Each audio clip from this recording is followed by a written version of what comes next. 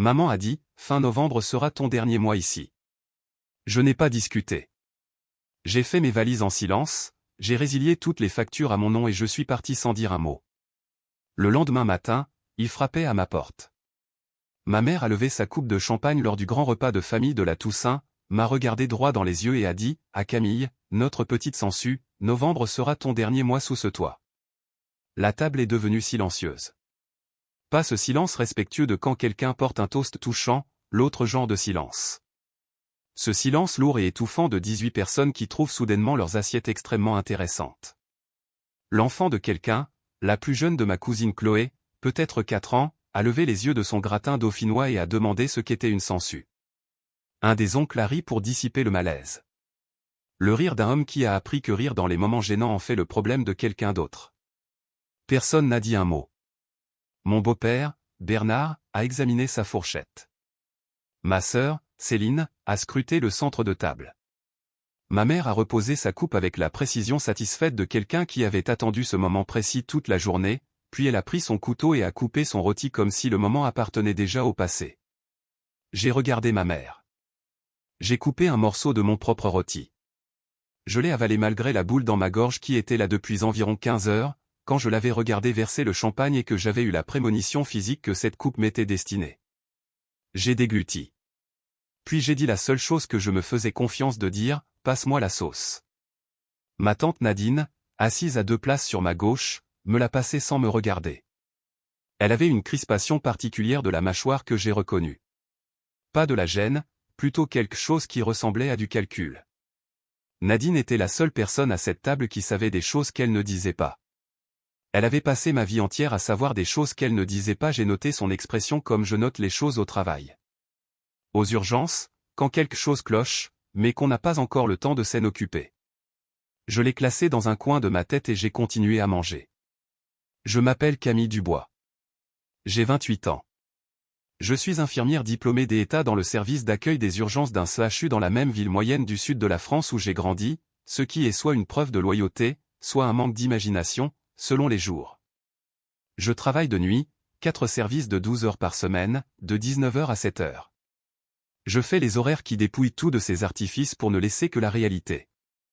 Je fais ça depuis 5 ans, depuis que j'ai obtenu mon diplôme de LIFSI avec un prêt étudiant de 15 000 € que je rembourse à hauteur de 250 € par mois sans jamais manquer un paiement.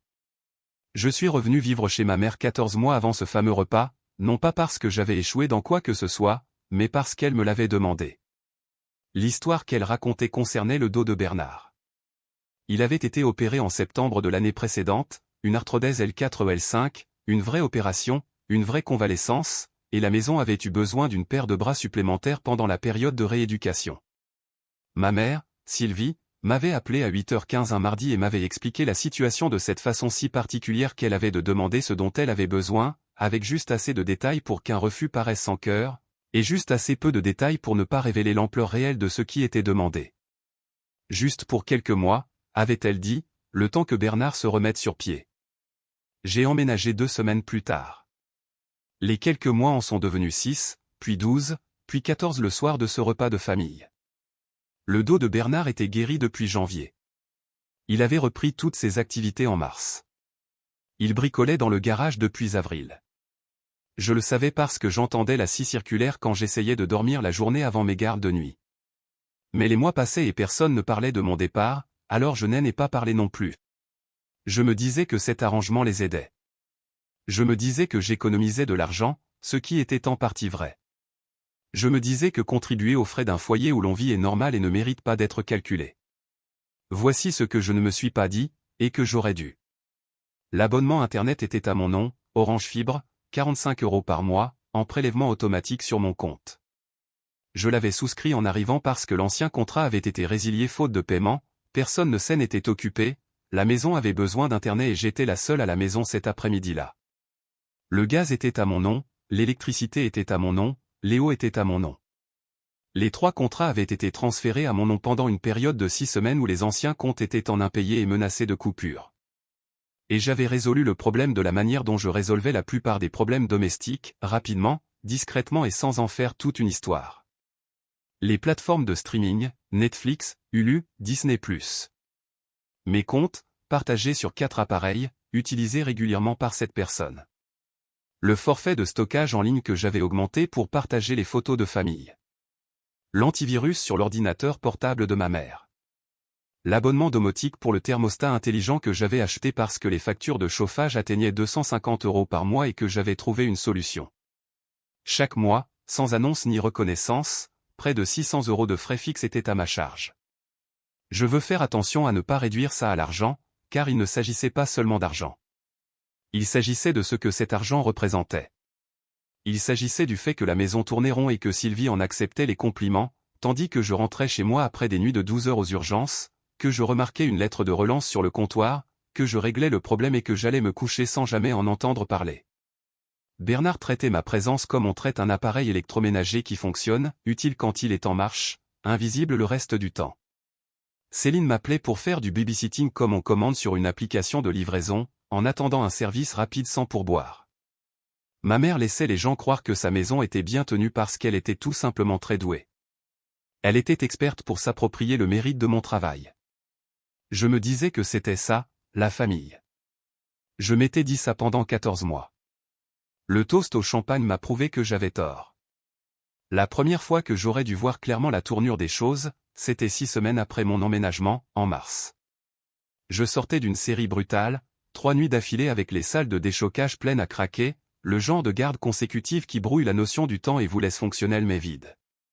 J'étais rentré à 7h30 pour trouver Céline à la table de la cuisine avec ses 2 enfants, à l'aise d'une manière qui suggérait qu'elle était là depuis un moment. Elle avait besoin que je les garde jusqu'à midi. Elle avait un rendez-vous. J'étais réveillé depuis 13 heures. Je lui ai dit que j'avais besoin de dormir. Elle a répondu, c'est juste 4 heures, Camille. Tu es déjà là. J'ai gardé les enfants pendant 4 heures. Je me suis dit que c'était exceptionnel. La deuxième fois que j'aurais dû le voir clairement, c'était en mai. La facture d'électricité est arrivée avec un pic inhabituel de 380 €, une augmentation que je n'avais pas causée puisque j'étais à peine à la maison. Je l'ai remarqué sur le comptoir et je suis allé demander à ma mère si elle l'avait vu. Elle était dans le salon avec Bernard, tous deux regardant la télévision. J'ai vu, a-t-elle dit. Le compte est à ton nom, alors j'ai pensé que tu t'en occuperais. Je m'en suis occupé. La troisième fois, c'était en juillet. La voiture de Bernard devait passer au contrôle technique. D'une manière ou d'une autre, cela était devenu, par une chaîne logique que je n'ai jamais réussi à reconstituer, un fait dont j'étais consciente et donc responsable. Je suis rentré pour trouver un post-it sur la porte de ma chambre, contrôle technique, B et une date. J'ai conduit jusqu'au garage. J'ai payé les 85 € de frais. J'ai laissé les papiers sur le comptoir de la cuisine. Bernard a dit « merci », sans lever les yeux de son téléphone. Je m'étais dit que chacune de ces choses était raisonnable. Chacune d'elles, prise individuellement, pouvait sans doute l'être. C'est l'architecture même de ce genre d'arrangement. Aucun élément n'est assez scandaleux en soi pour être dénoncé, et le temps que les éléments s'accumulent pour former une véritable structure, vous avez déjà normalisé chaque pièce individuelle, et dénoncer l'ensemble vous donne l'impression de surréagir. La quatrième chose que j'aurais dû remarquer et que je n'ai pas remarqué, ou que j'ai remarqué et classé sans suite, c'était le bail. Je n'étais pas sur le contrat de location. Mon nom n'y avait jamais figuré. Mais quand l'agence immobilière de gestion locative, Foncia, a rencontré des complications de facturation sur les charges en février, la gestionnaire m'a appelé parce que j'étais le contact de facturation sur 3 des 4 contrats fournisseurs. Elle s'appelait Valérie Martinez. Elle travaillait dans la gestion locative depuis 9 ans et possédait cette efficacité neutre propre à quelqu'un qui a vu toutes les configurations familiales possibles et n'a d'opinion professionnelle sur aucune d'entre elles. Les contrats d'énergie et d'eau sont à vous, a-t-elle dit, mais le bail est au nom de Sylvie et Bernard Dubois. Je veux juste m'assurer que vous avez conscience de la nuance. Jen et conscience, ai-je répondu. D'accord, juste au cas où quelque chose changerait de votre côté avec les factures, il nous faudrait un préavis. Votre historique de paiement sur ces charges fait partie des éléments que nous évaluons pour le renouvellement du bail cet automne. J'avais noté cela et je l'avais classé. Le toast au champagne de novembre l'a ressorti de mes archives. Je veux décrire les heures qui ont suivi ce toast avec précision, car la précision est tout l'enjeu. J'ai souri pendant le dessert, une tarte aux pommes que j'avais faite de A à Z à 6 heures du matin avant ma garde de nuit, parce que ma mère avait mentionné 2 jours plus tôt qu'elle espérait que quelqu'un apporterait le dessert, en me regardant au moment de le dire. J'ai hoché la tête pendant les banalités, fait un compliment sur la nouvelle coupe de cheveux de quelqu'un, répondu à une question sur mon travail. J'ai aidé à débarrasser la table. J'ai souhaité une bonne nuit à tout le monde. Je suis allé dans ma chambre. Je me suis assise sur mon lit dans ma tenue de travail pendant environ 20 minutes, à ne rien faire, sans pleurer, sans ruminer, sans composer de SMS colériques ni répéter de conversations, juste assise, très immobile, de la manière spécifique dont vous vous asseyez quand quelque chose vient de trouver sa place et que la prochaine étape devient évidente. Puis j'ai ouvert mon ordinateur portable. Compte Orange, gestion du compte, résiliation du service, date de fin programmée au 30 novembre, email de confirmation reçu, heure, 22h47. Le compte de gaz avait un portail web qui m'a pris 11 minutes à naviguer parce que les sites des fournisseurs d'énergie sont conçus par des gens qui n'ont jamais à s'en servir. Prélèvement automatique annulé. Demande de clôture de compte soumise. Confirmation reçue. L'électricité. Processus similaire, légèrement plus rapide. Fait. Léo. Un appel téléphonique était nécessaire car leur système en ligne ne prenait pas en charge les transferts après 20 heures. Je l'ai ajouté à ma liste de tâches pour le lundi matin. Un dernier point en suspens. Les plateformes de streaming. Netflix. Mot de passe changé pour une chaîne de 16 caractères générés aléatoirement et que je n'ai pas sauvegardé. Hulu. Pareil. Disney+. Pareil. Chaque action était méthodique. Chaque action était nette. Aucun message final passif-agressif laissé sur les profils. Aucun transfert de facture dans la boîte de réception de quiconque avec un petit mot. Zéro drame. Juste une femme retirant son nom de choses qui n'avaient jamais été de sa responsabilité au départ. J'ai fait 2 valises et un sac de sport. J'ai été précise sur ce que j'emportais car la précision était la seule chose que j'avais à la place des émotions ce soir-là. Mes tenues d'infirmière, des vêtements pour 2 semaines, mon diplôme d'État encadré, ma carte vitale, mon acte de naissance et mon passeport sorti du coffre dans mon placard.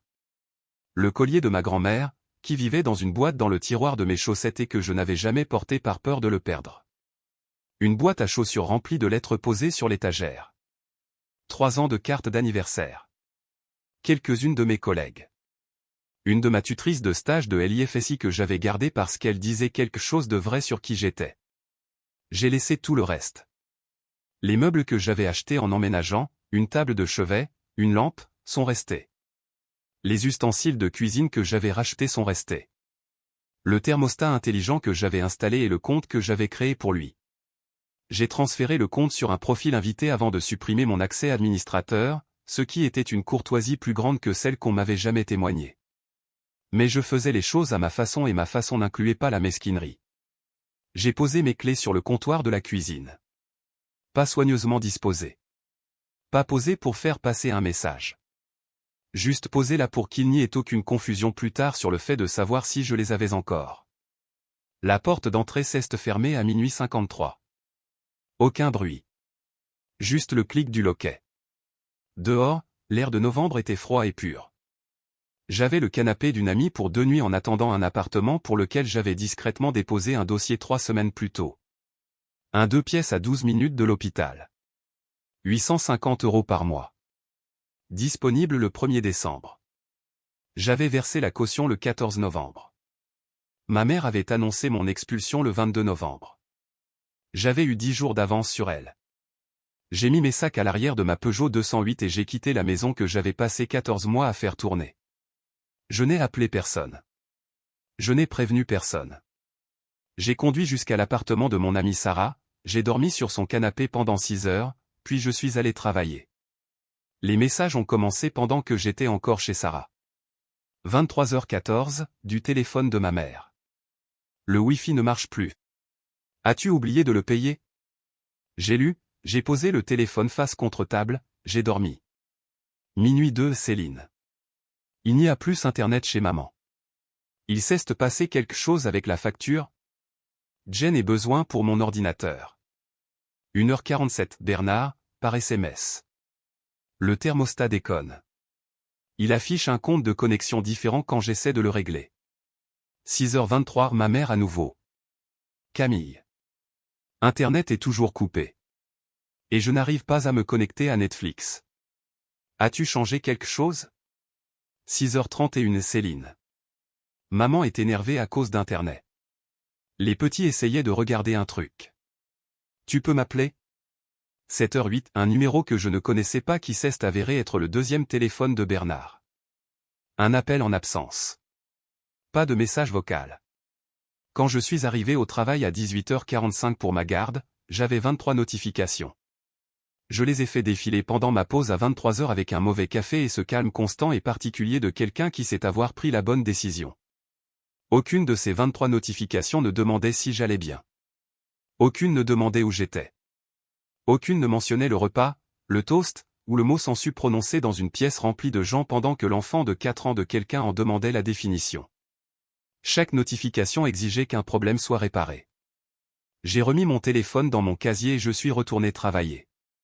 Bernard a débarqué à la porte de Sarah le samedi matin à 9h17. Je ne sais pas comment il a trouvé l'adresse. Ma mère l'avait probablement conservée d'une occasion précédente. Il avait probablement posé des questions autour de lui. Il n'avait probablement pas songé à se demander si se pointer à l'improviste était une chose raisonnable à faire, car dans la vision du monde de Bernard, les choses qui devaient être réglées l'étaient directement. Et la question de savoir si l'autre personne consentait à cette démarche était secondaire. Sarah est venue me chercher dans le salon avec un regard qui disait « Il y a un type à la porte qui a l'air d'être un problème ». Je suis allé à la porte. Bernard portait sa veste de travail, cette veste marron de chantier qu'il mettait pour bricoler le week-end, et il avait l'expression d'un homme qui était arrivé quelque part en s'attendant à récupérer un objet et qui ne comprenait pas pourquoi la livraison n'était pas déjà en cours. Il a balayé l'appartement de Sarah derrière moi d'un coup d'œil rapide, façon inventaire. Il n'a pas demandé comment j'allais. Il n'a pas dit bonjour. Il a changé d'appui et a bredouillé un truc à propos du contrat de gaz. Il a dit que le fait que mon nom soit sur le contrat créait une complication avec l'agence immobilière. Il a dit que le fournisseur de gaz avait envoyé une lettre concernant le transfert du compte. Il a dit tout cela sur le ton d'un homme signalant un problème de maintenance. Ni avec des excuses, ni avec agressivité, juste de manière pragmatique. Comme on parle à un artisan qui a fait des travaux chez vous et a laissé quelque chose inachevé. Je l'ai regardé. Je veux être précise sur mon attitude à ce moment-là parce que j'ai rejoué la scène et je pense que la précision a son importance. Je n'étais pas froide. Je ne jouais pas la carte du sang-froid.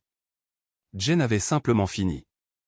J'avais dépassé le stade où sa présence m'obligeait à organiser ma réaction en fonction de son confort. Je n'habite plus là, ai-je dit. Je ne paye pas pour des choses que je n'utilise pas. Il a scié. Dans le monde de Bernard, cette phrase n'avait peut-être sincèrement aucun sens. Toute l'architecture des 14 derniers mois avait reposé sur le principe de base que Camille payait pour les choses parce que Camille payait pour les choses. Que c'était un trait de mon caractère, immuable et perpétuel, et non un choix que j'avais fait et que je faisais différemment aujourd'hui. Mais l'électricité et le gaz ne sont plus mes problèmes. J'ai clôturé les comptes.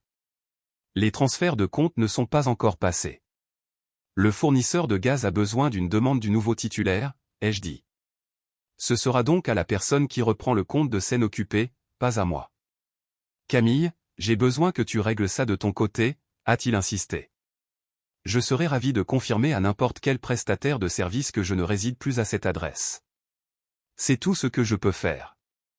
Il a ouvert la bouche. J'ai fermé la porte. Sarah est apparue derrière moi avec 2 tasses de café et l'expression de quelqu'un qui vient d'assister à une scène qu'elle attendait de voir depuis un moment. Depuis combien de temps ça couvait, ça? A-t-elle demandé. 14 mois, ai-je répondu. Elle m'a tendu le café. Bois ça doucement, a-t-elle dit. Savoure. J'ai emménagé dans mon appartement le 1er décembre.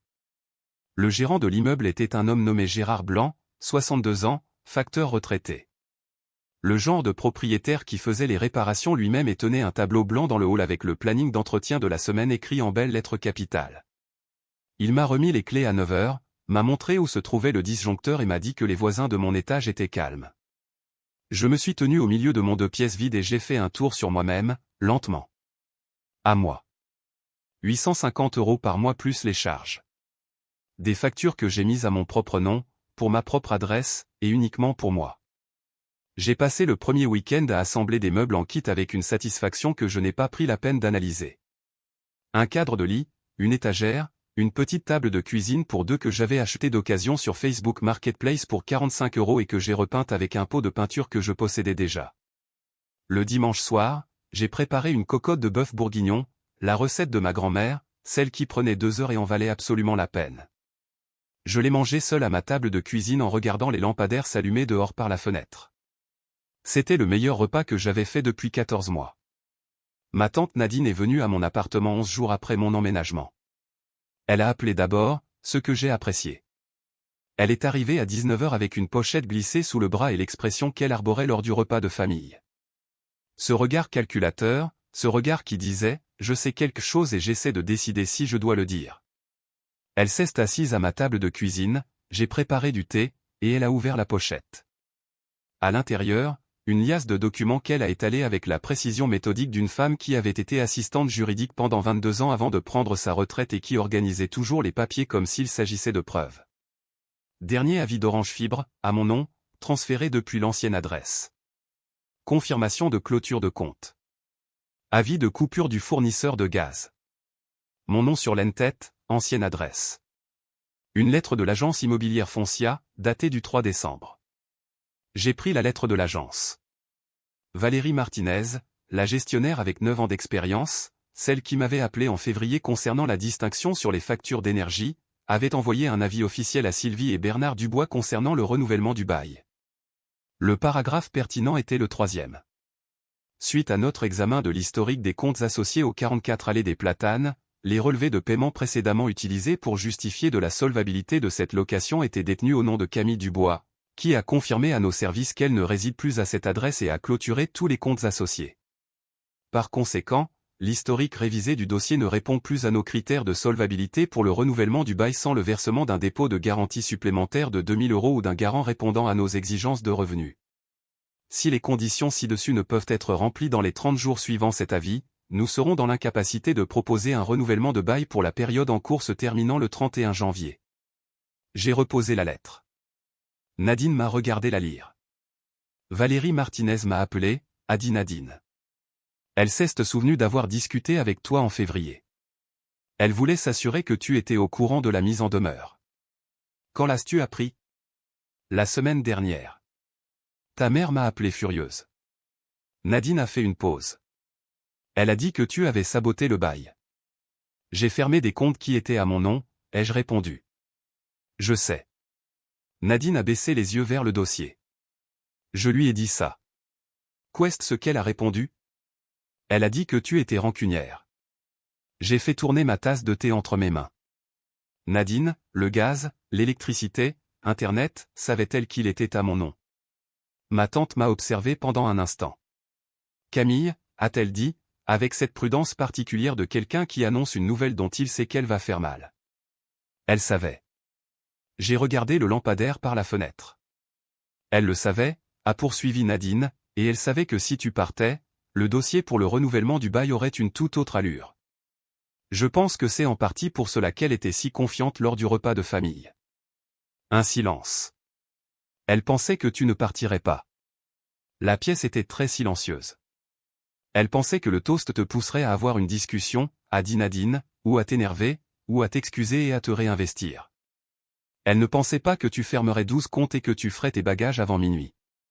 J'ai pensé aux valises bouclées, aux résiliations programmées, à la caution de mon appartement versée le 14 novembre, 8 jours avant le toast. J'étais déjà sur le départ, ai-je dit. Nadine a cligné des yeux. Tu avais déjà tout prévu? Je le préparais depuis octobre. Il me fallait juste une date. J'ai reposé ma tasse. Elle m'a accordé un silence. Ma tante m'a longuement regardé. Puis elle a dit quelque chose auquel je ne m'attendais pas. J'aurais dû dire quelque chose à table, a-t-elle murmuré, quand elle a porté ce toast. J'aurais dû dire quelque chose et je ne l'ai pas fait. Je l'ai regardé.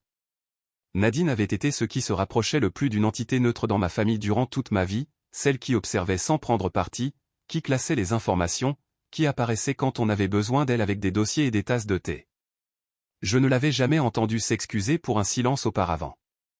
Tu dis quelque chose maintenant, ai-je répondu. Elle a hoché la tête, posant sa main sur la table entre nous. Nous avons bu notre thé. Les 30 jours ont expiré le 31 janvier. Sylvie et Bernard ont déménagé dans un 3 pièces dans une résidence à l'autre bout de la ville, la résidence Les Pins, 1000 € par mois, beaucoup plus petit que l'allée des Platanes, dans un quartier que ma mère avait, selon les dires de Céline, décrit comme n'étant pas ce à quoi elle était habituée. Céline m'a rapporté cela dans un SMS qui était aussi, de façon assez inexplicable, une demande de babysitting. J'ai refusé. Je lui ai dit que je serais ravi de discuter avec elle quand elle voudrait avoir une vraie conversation et que j'apprécierais un peu de préavis pour toute demande à l'avenir. Elle n'a pas répondu pendant 4 jours, puis elle m'a écrit, c'est juste.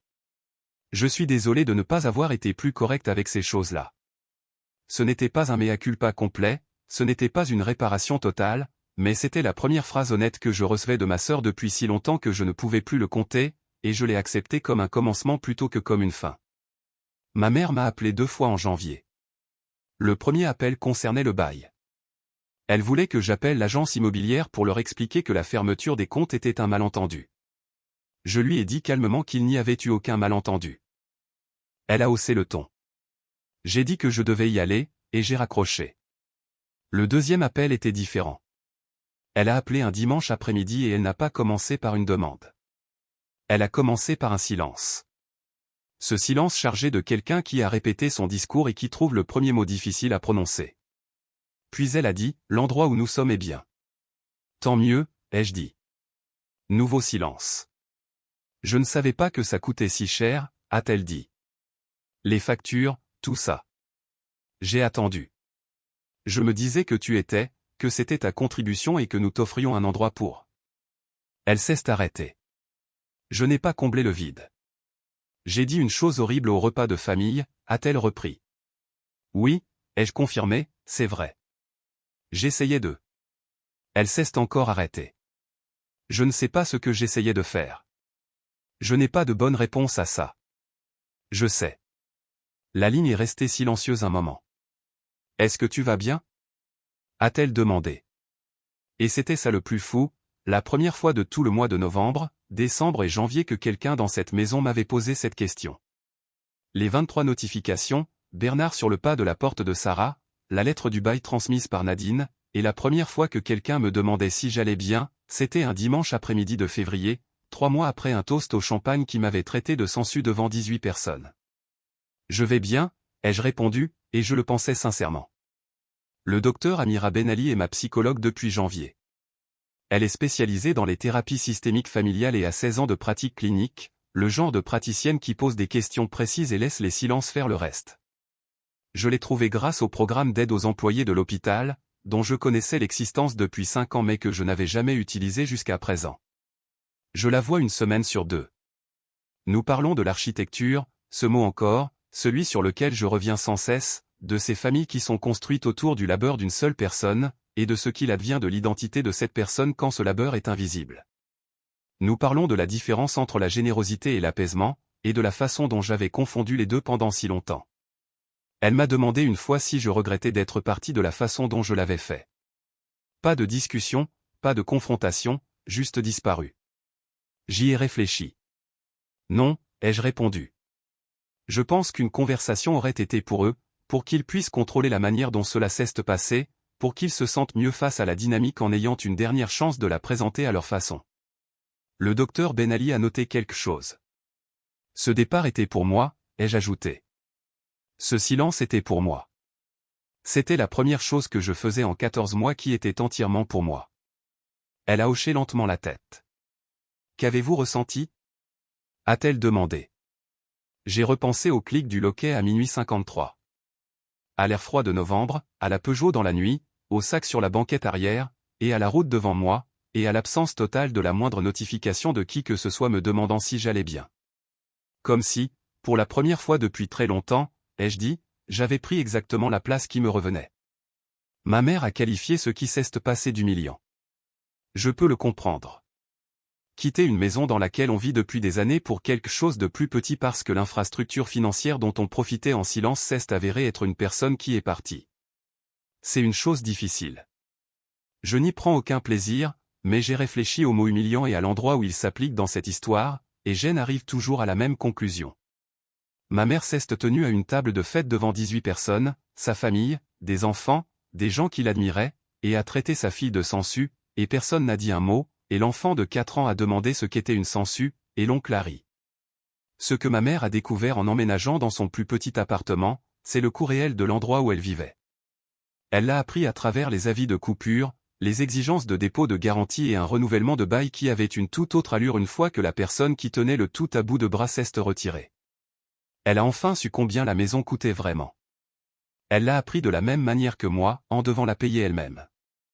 Nous sommes en avril maintenant. Mon appartement a des rideaux que j'ai choisis et une bibliothèque que j'ai montée à 23 h un mardi parce que je n'arrivais pas à dormir, et mettre de l'ordre me faisait plus de bien que de rester allongé sans bouger. J'ai une petite plante grasse sur le rebord de la fenêtre de la cuisine qui, contre toute attente et malgré mon arrosage irrégulier, a survécu à l'hiver et a produit 3 nouvelles pousses. Je fais mes 4 nuits par semaine. Je rentre, je dors, je me réveille, je fais du café et je m'assieds à ma table de cuisine dans la lumière du matin, et la lumière tombe sur la table d'occasion que j'ai repeinte en novembre, sur les plantes et les livres, et sur cette tranquillité durement acquise d'un espace qui est entièrement le mien. Nadine vient dîner une fois par mois. Elle apporte des choses, un plat qu'elle a cuisiné, une plante, une fois une bouteille de vin qu'elle a choisie après avoir manifestement fait des recherches, et nous mangeons et parlons de vraies choses, comme les gens parlent quand aucune performance n'est exigée. Elle est la seule relation que j'ai gardée sans condition parce qu'elle est venue avec un dossier et des excuses, s'est assise à ma table et a bu du thé. Il y a une partie de ma famille vers laquelle j'essaie de revenir. Céline m'a appelé en mars, un vrai appel, pas un SMS, et nous avons parlé pendant 40 minutes. Elle a posé des questions qu'elle n'avait jamais posées auparavant. J'y ai répondu honnêtement. Nous n'en sommes pas là où nous en étions, ce qui est très bien, car là où nous en étions n'était pas réel. Ma mère et moi nous parlons toutes les quelques semaines. Les conversations sont plus courtes qu'avant et plus honnêtes qu'elles ne l'ont jamais été. Elle a dit une chose en mars à laquelle je repense souvent depuis. Je pensais que tu serais toujours là, a-t-elle dit. Je n'ai pas pensé à ce que ça impliquait pour toi. Je sais, ai-je répondu. J'y travaille. Je sais ça aussi, ai-je dit. Je ne sais pas ce qu'il adviendra. Je ne sais pas si la réparation sera totale, partielle, ou toute autre chose. Ce que je sais, c'est que je construis quelque chose qui ne nécessite pas mon invisibilité comme fondation, et cela ressemble, pour la première fois depuis très longtemps, à un terrain solide.